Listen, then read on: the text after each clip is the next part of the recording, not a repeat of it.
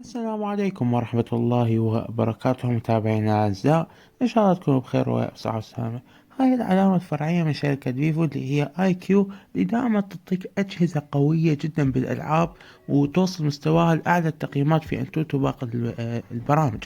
وهاي الشركة أتمنى تدخل للوطن العربي بصورة أكثر، لأن متأكد راح تحقق المبيعات المناسبة، لأن الأجهزة تقدم لك خرافية مع أسعار مناسبة. واليوم راح نتكلم عن ملك وعملاق الشركة الاي كيو 11 اس. خليكم من المقطع، ان شاء الله راح تستفادوا.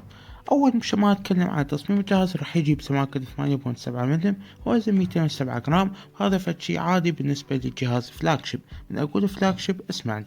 شاشة LTPO الجيل الرابع أموليد، تتعامل 1 بليون كلر وال 144 هرتز وال HDR 10 بلس، وإنارتها توصل لل 1800 شمعة. شاشة مواصفاتها خط أول، حجمها 6.78 إنش، ودقتها 2K، وعليها جوريلا جلاس فيكتوس. يعني شاشة خط أول، وشكو شي بالك من المواصفات حطوا لك إياها هاي الشاشة. من ناحية النظام هو الأندرويد 13. المعالج هو أقوى ما موجود بالسوق حاليا، السناب دراجون 8 جن 2 اللي هو حاليا أقوى شي بالسوق. من ناحية الرامات فهي أكيد البي دي دي ار 5 اكس واليو اف اس 4.0 بأكثر من خيار، وعلى خيار هو رام 16 ومساحة 1 تيرا بايت، وتقدر تضيف أكيد بعد 8 إضافية عن طريق الذاكرة.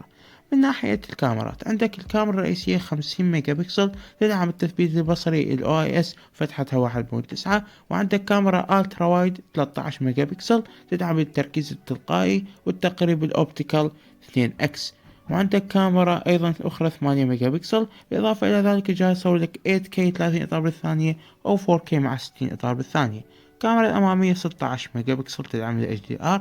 جهاز يجي مع سماعات ستيريو سبيكر عشان منتهي منه، غير داعم لمنفذ 3.5 ملم من السماعات. الواي فاي هو أكيد من الجيل الأحدث، والبلوتوث أيضا من الجيل الأحدث. بالإضافة إلى ذلك البصمة راح تكون أسفل الشاشة، وهذا شيء أكيد يعني طبيعي جدا كجهاز من شركة فيفو، فالبصمة مالته راح تكون خط أول.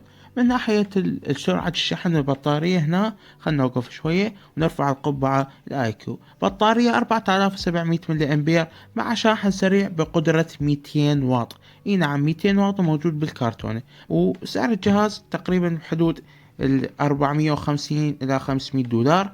يعني هي سعر صراحة يعني ارفع القبعة، ارفع القبعة لهاي الشركة انه تعطيك هيج مواصفات مع هي السعر، مع جهاز راقي جدا يعطيك خلطة متكاملة. اعطوني رأيكم بالتعليقات، لا تنسوا اللايك والاشتراك وتفعيل زر الجرس. نلتقي فيديو قادم.